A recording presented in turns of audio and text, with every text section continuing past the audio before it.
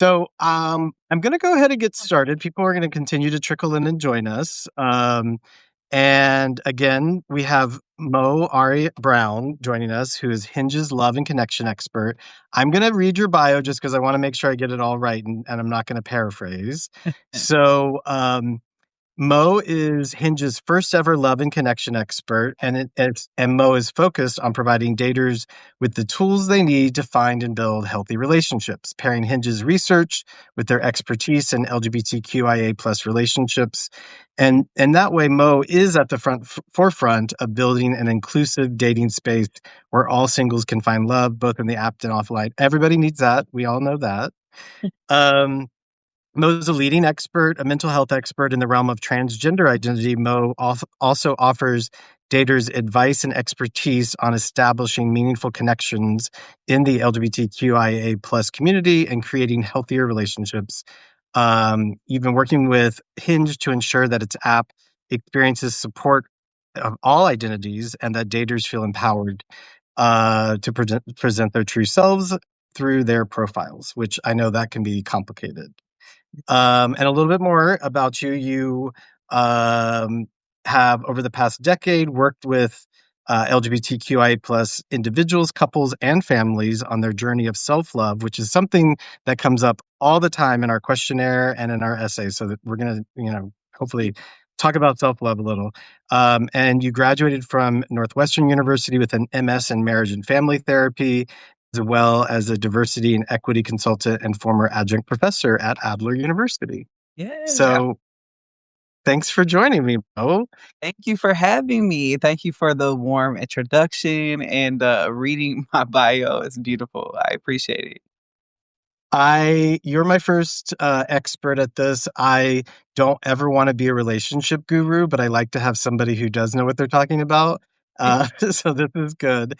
And, in particular, we're going to talk about the Gen Z date report that Hinge put out. And I know you're an expert at that. I've read it many times. But there was a survey of more than 30,000 Hinge daters across all identities. And one of the big things that came away from it was that, what is it? 84% of Gen Z Hinge daters want to find new ways to build deeper connections with people they're dating. In many ways, it's nothing new, right? Like we all want deeper connections. We all want deeper connections with people we're dating. I guess, start off like, why was that so surprising, or was it?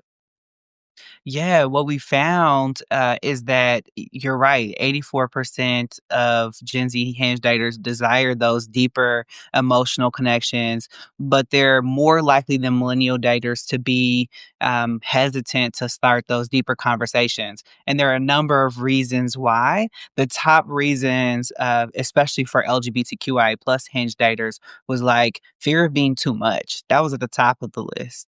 Um, not knowing if the person you're dating wants to even have those conversations, not knowing how to do it. That list kind of goes on, but that top one was really like around, or one of the top ones was really around like fear of being too much. And I think that Yeah. hits home as an LGBTQ plus person because we are often made aware in so many painful ways sometimes how our identities are different, and sometimes that can get labeled too much. So this is, it got right to my heart because I felt that. So just in love, in life, professionally, personally, that bringing extra identities into spaces can add layers, and sometimes we end up feeling too much. So I'm here to remind us that that's not too much. Well, I probably have been too much. We probably both have big personalities. What does that mean? Why are people so nervous? Like, just be yourself, right? That's what everybody says. But what does that too muchness mean, do you think? Mm. The too muchness is probably centering around this question of like, will I be loved, respected, seen, celebrated for being my authentic self? I think Right. whenever we talk about love, we're often talking about authenticity and belonging because so often, in order to have love, we've been told we have to forfeit our authenticity, meaning we need to be like everybody else. Then we get belonging, then therefore we get the relationship.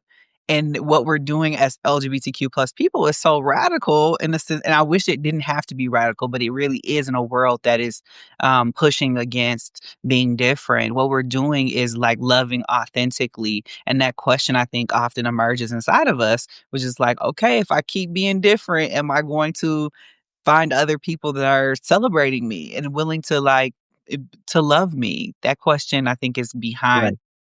feeling of being too much. Will I be accepted? Will I be seen?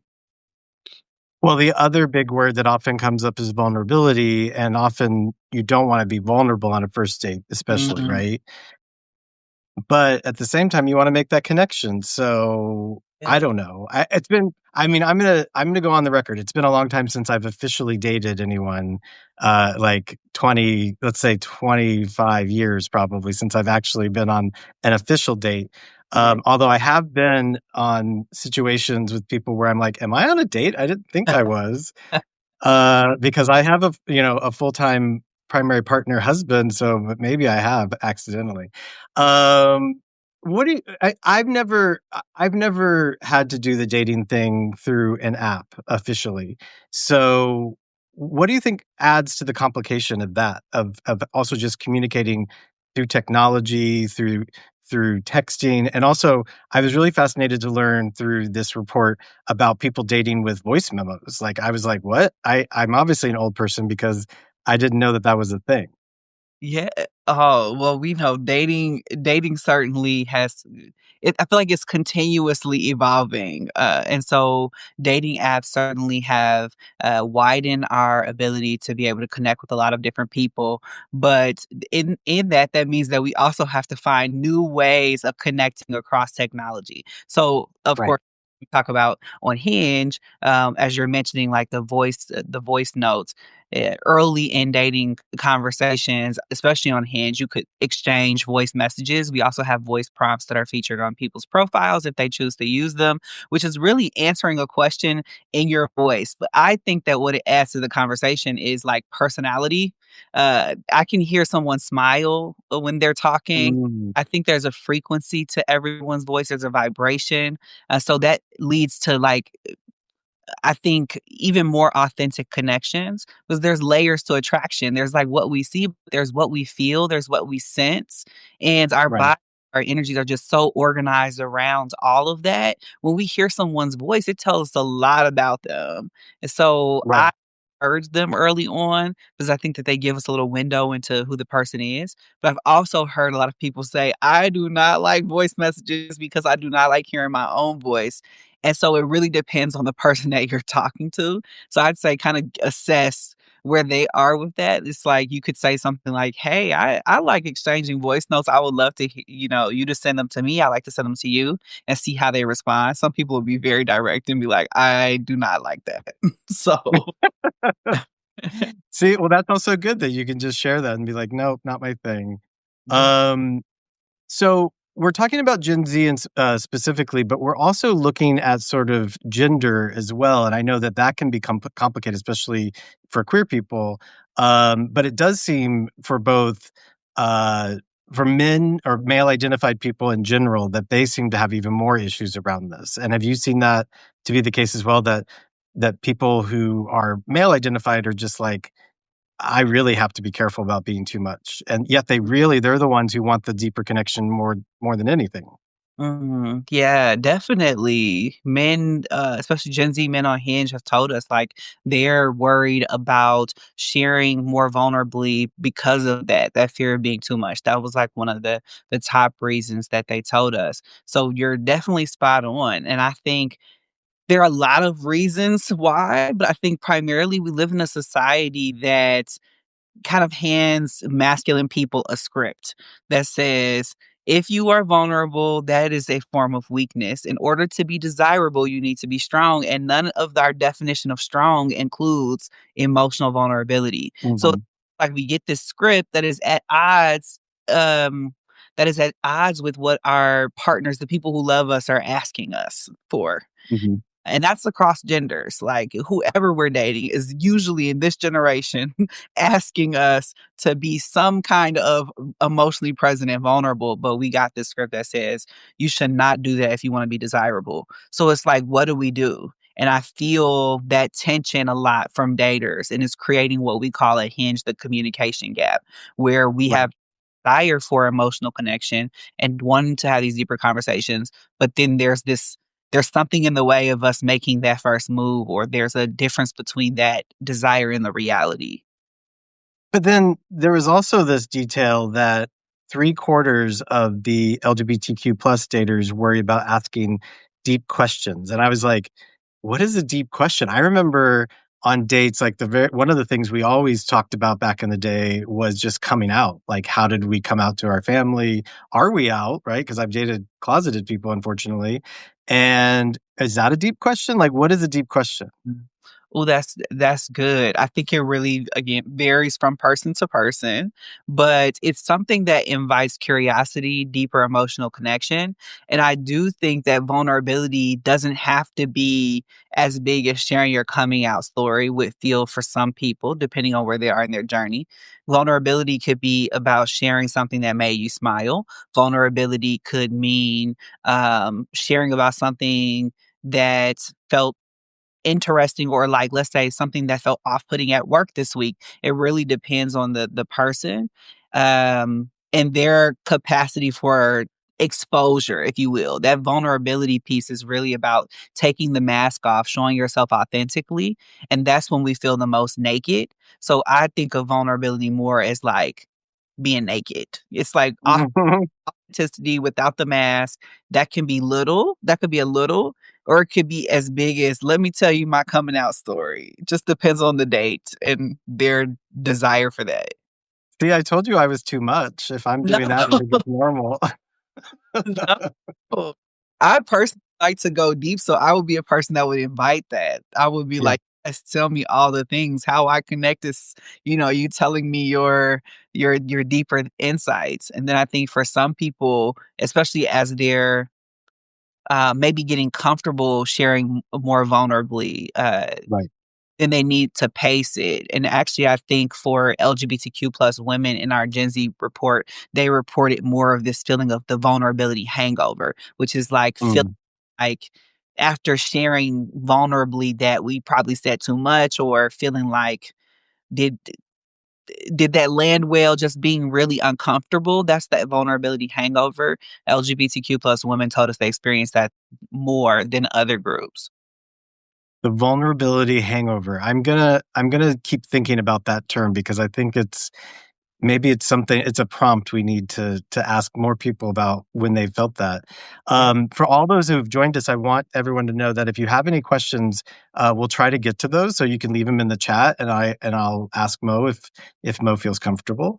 Uh, but so you talked about the invisible scripts, and you wrote a really lovely piece for us that we published as well, and you talked about those scripts as well. Could you talk a little bit more about what some of those invisible scripts that either with your clients or yourself or what you kind of understand that people are trying to undo, rewrite? Yeah, absolutely. Some of examples of those that we get handed could be who pays for a date, what you should wear if you want to look masculine, how you should wear your hair. Some of those scripts might be who should be asking who out, what is courting, Mm, who should be planning. Um, I know some of and another script we could say is like in the queer community might be who's a top or who's a bottom based on aesthetic. Who's masc and who's femme based on aesthetic. These are like scripts, and they really our identities really vary based on like our experiences, but often we're getting, I guess, stereotypes are boxed in based on mhm. how we present or how we look. And so I think a lot of queer people we're trying to move beyond these kinds of invisible scripts. So let's answer it. Who pays? You said what? Who pays? Who paid? I always think you should just split it equally. Be equal, equitable. I think that that's like a fair assumption, unless why I stated. I think, now if you ask across, like, genders, I imagine it would start to, like, really vary. Some people I had a lot of people say that it's whoever asks the other person out, and ultimately, Mm, I think that, we should presume um, that we should presume that we're splitting it unless we're gonna have a conversation about it, and I do think, of course, I ultimately encourage that conversation because yeah. for some people, they might feel offended, like, "I really want to pay, so I don't like that you're trying to pay," so it really just depends. I will tell you 2 personal stories so that if anybody's listening, they can understand that I'm being vulnerable. But, I once went on a date where the guy used a coupon. We were at an Outback Steakhouse, and he used a Uh, coupon. That was embarrassing. yeah, So he was paying, but it was a buy one, get one free, and right, that told me a lot. We still kissed at the end because I'm that guy. yeah. But, and then another one, I went out with a person who was much, much wealthier than me, like a six-figure person, whereas I was, like, starting out and not didn't have a lot of money, and I still insisted that we split it because I was like, "I don't want any expectations," and I just felt more comfortable, feeling like we were doing even though obviously it was the money for the dinner was nothing for him, and it was Mm, something for me. So, anyway, that's an example.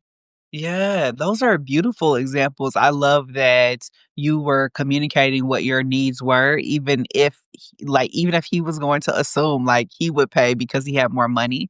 Like, this is, Yeah, like, the, um beautiful example of how the conversation is still necessary even when someone's eager to pay, yeah, or I mean, he might have been eager to pay.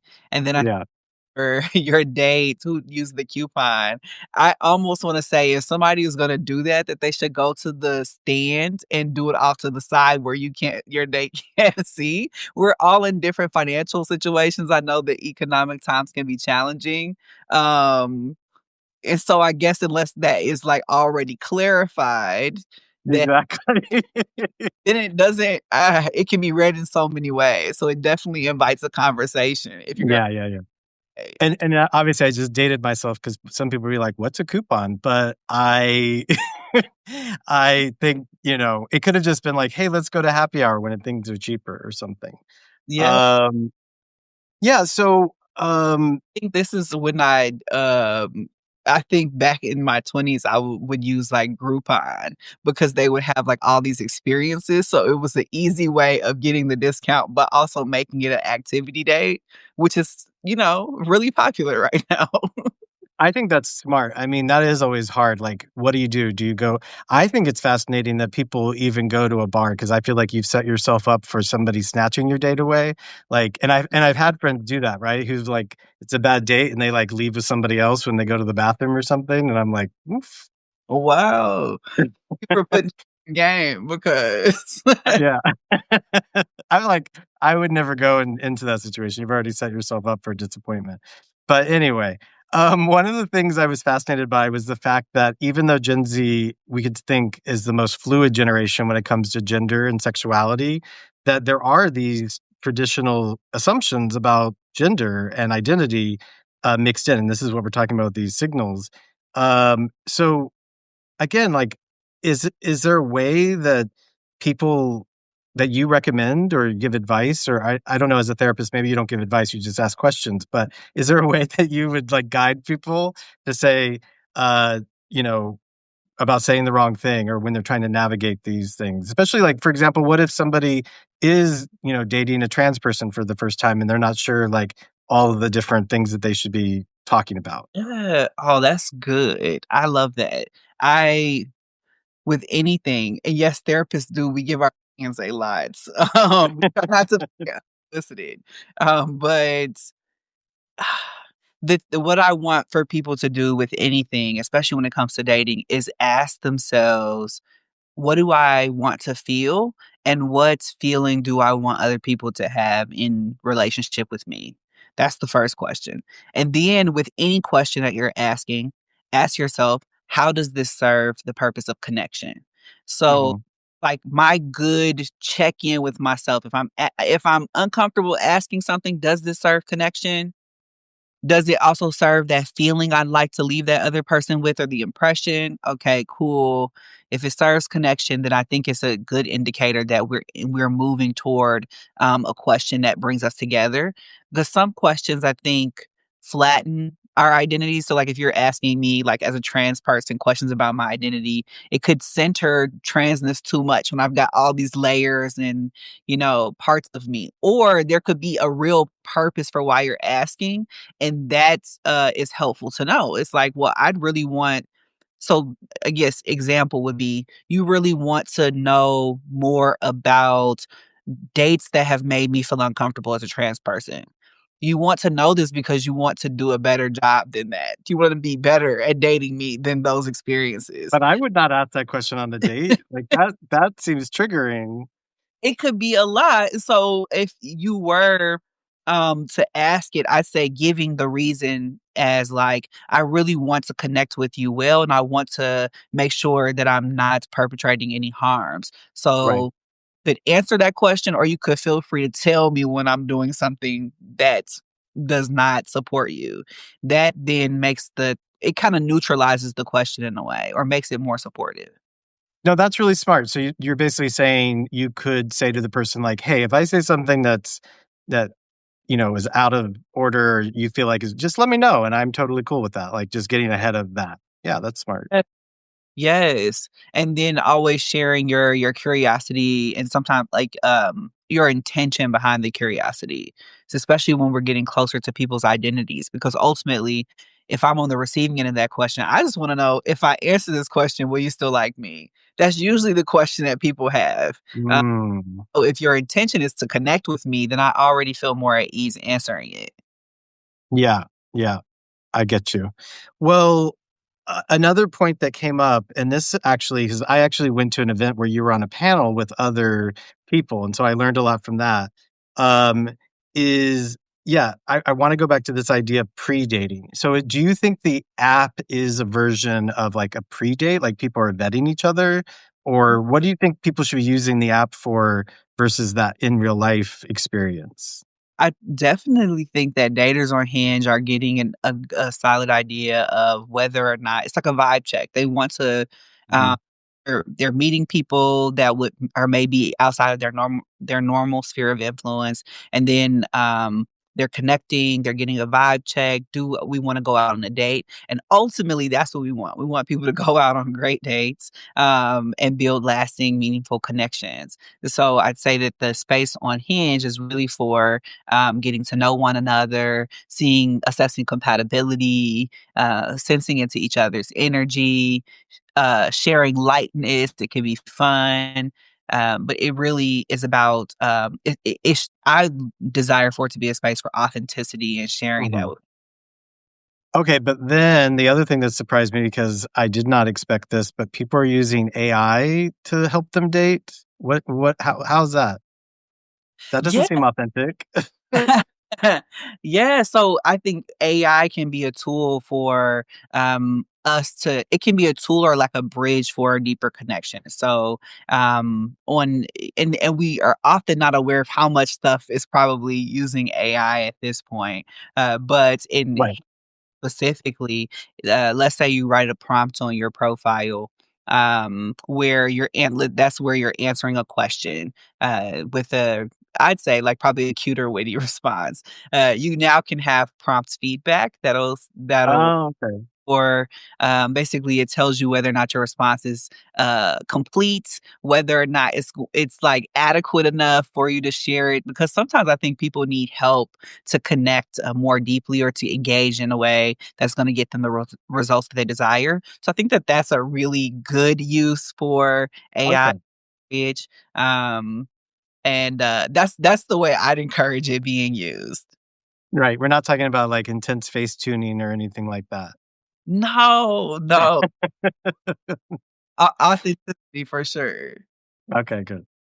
Um, so, we are during this holiday time. I know you're going to travel for the holidays but a lot of people might be trying to go on some dates. And there's a lot of pressure around the big one, which is New Year's Eve and that sort of thing. And I'm just curious, if you have any pointers for people who are navigating dating during the holidays. Obviously, I don't think you should go visit someone's family if it's a first date. Like that seems like too much. But I don't know. Like, let's start with just this intense December, January time in general, where a lot of people have a lot of goals and expectations. And then I want to talk specifically about New Year's Eve and what you think about that. Yeah, well, definitely going to visit someone's family on day sounds like the beginning of a rom-com, so Yeah. a little holiday movie. If Yeah, that's what you want. yeah, yeah, for sure. Um, my heart is pulled toward empathy because I do think that the holidays bring up so much longing, especially for people who are reviewing their relationship status. Either if you're in a relationship or you've ended relationships this year, you starting new ones. The holidays can just bring up so much. So I have so much empathy for people in this time period. But navigating dating during the season, I start with like for sure like realistic expectations. A lot of people are traveling and moving, and so you could connect with someone, and then you might not hear from them for 2 weeks, or you might not get to go on a date with them for a couple of weeks, and so that can kind of like change the pacing that would normally exist around dating. And so Mhm. being realistic about that is good during this time. If you are going on dates with people, I say like lean into some of the holiday fun, the things that bring you joy. Ultimately, I encourage people to really be centering all forms of connection. I like to say the antidote to loneliness is connection. So I'm not just saying romantic connection or just connection. And so these are times where maybe it's a platonic date with your best friend. Maybe it is a date with yourself, self-love, Yeah. whole thing during this time. So before we get to the New Year stuff, the other holiday stuff, my I just encourage connection that fuels you, that lights you up, connection of all kinds.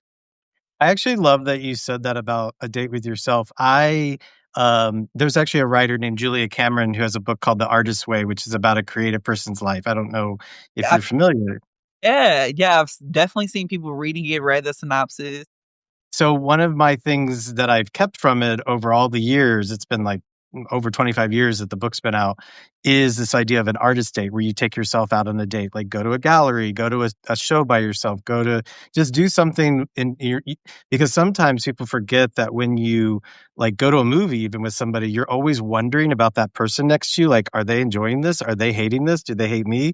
And sometimes if you just can take yourself out and just be like, this is for me, I wanna appreciate this, and then you don't have to deal with that anxiety or that's sitting next to you.